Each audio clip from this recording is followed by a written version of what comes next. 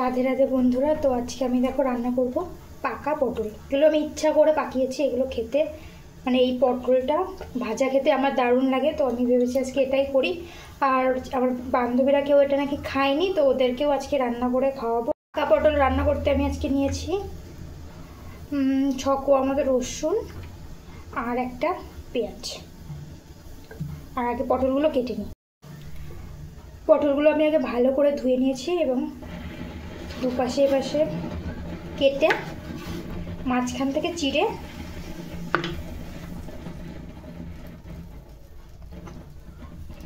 ডাল বসিয়েছিলাম, ডালটা উতরে গেছে। যাই হোক, এভাবে কেটে আমি ভাগ করে রেখে দেবো। পটলগুলো কিন্তু কথা বলতে বলতে কাটা হয়ে গেছে, আর এটা কাটলে শেষ। তো এবার দেখো একটা চামচের সাহায্যে পটলগুলোকে জাস্ট এভাবে আমি ফেলে নিয়েছি। এবার মাঝখানে যে শ্বাসটা, তো সেটা পুরোটা আমাদেরকে বের করে নিতে হবে, বীজ সহ, ঠিক আছে? ঠিক আছে, দেখাচ্ছি পরে। তো পুরোটা বের করে নেবো, আর খোসাটা নেবো না। একবার সবাই ট্রাই করে দেখো, টেস্টি হয়। আমি আগে খেতাম না, তো একদিন ট্রাই করে আমার সত্যি ভীষণ ভালো লেগেছিলো। দেখো আর নেই এর মধ্যে। তো এইভাবে ছাড়িয়ে নিতে সবাই একটু চেক করে নিও, ঠিক আছে? বেশি যদি পটল পেকে যায় না, অনেক সময় পটলের মধ্যে পোকাও হয়ে যায়, তো সবাই একটু দেখে নিও, ঠিক আছে? আমার সাথে এরকম একদিন হয়েছে, আমি খেয়ালই করিনি। পরে আমার বর দেখে বলছে দেখো এর মধ্যে পোকা। ভাগ্যিস রান্না আমি করিনি, মানে সবটাই তারপরে ফেলে দিতে হয়েছিল। এর জন্য এবার আমি ভীষণ সতর্ক হয়ে সব কিছু করি। আমি তো মানে ভাবতেই পারিনি যে পটলেও ভাই পোকা হয়। দেখো পটলগুলো আমি ছাড়িয়ে নিয়েছি। দেখো কতগুলো পটল, আর এটুকু হলো। রান্না করলে আরও কমে যাবে, ঠিক আছে? কোনো ব্যাপার না।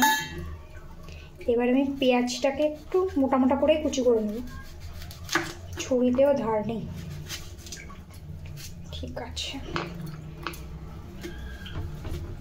আজকে পেঁয়াজটা আমি একটু অন্যরকম করেই দেব। দেখো কিভাবে দিই।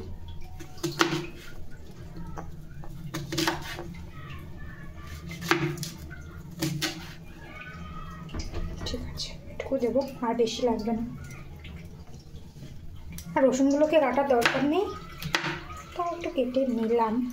দেখো আমার বান্ধবী এমন দিস্তায় আজকে আমি এগুলো তাহলে ছেঁচে নেব, মানে পুরো একদম ফিনিশিং বাটাও না, আবার কুচি কুচি করাও না, জাস্ট এটাকে ছেঁচে নেব।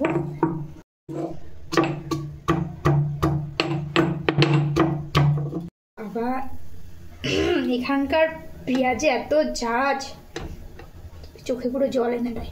প্রত্যেকটা পেঁয়াজে এরকম। কড়াইটা গরম হয়ে গেছে মোটামুটি। একটু সর্ষের তেল ঢেলে দেবো এর মধ্যে। সর্ষের তেলেই এটা ভালো হয়, খুব বেশি দেবো না যেহেতু অল্প। তবে একটু তেল তেল হলে খেতে ভালোই লাগে। তেলটা মোটামুটি গরম হয়ে গেছে। এবার আমি এই যে থেতলো করা পেঁয়াজ আর রসুনটা দিয়ে দেবো।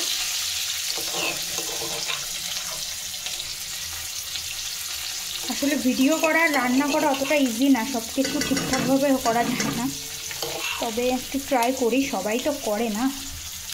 তো দেখো এটা পুরো বাদামি করে ভাজা হয়ে গেছে। তো এবার আমি পটলটা এর মধ্যে দিয়ে দেবো।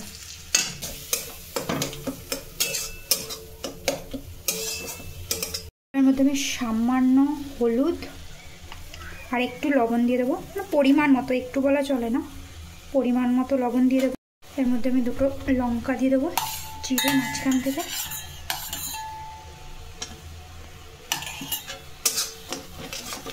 তো পটলটা আমি একদম লো ফ্লেমে ততক্ষণ রান্না করবো যতক্ষণ না ওর মানে এখান থেকে জলটা পুরো কমে যায়। জল রাখা যাবে না, এটা একটু শুকনো শুকনো হবে। তো চলো আমি লাস্টে দেখাচ্ছি যেটা দেখতে কেমন হবে, কখন তোমরা এটা নামাবে। তো দেখো আমার রান্না পুরো কমপ্লিট। দেখেছো তো আমার সাইড দিয়ে তেল উঠেছে। তো এরকম পজিশন আসলে তখন একটু লবণটা চেক করে কম বেশি হলে একটুখানি লবণ টবণ দিয়ে একটু ঝালটাল ঠিক করে দিয়ে জাস্ট নামিয়ে দেবে। এই পজিশনে কিন্তু রান্না কমপ্লিট। তবে একবার ট্রাই করে দেখো যে কেমন লাগে খেতে। আমার তো দারুণ লাগে। Gas off.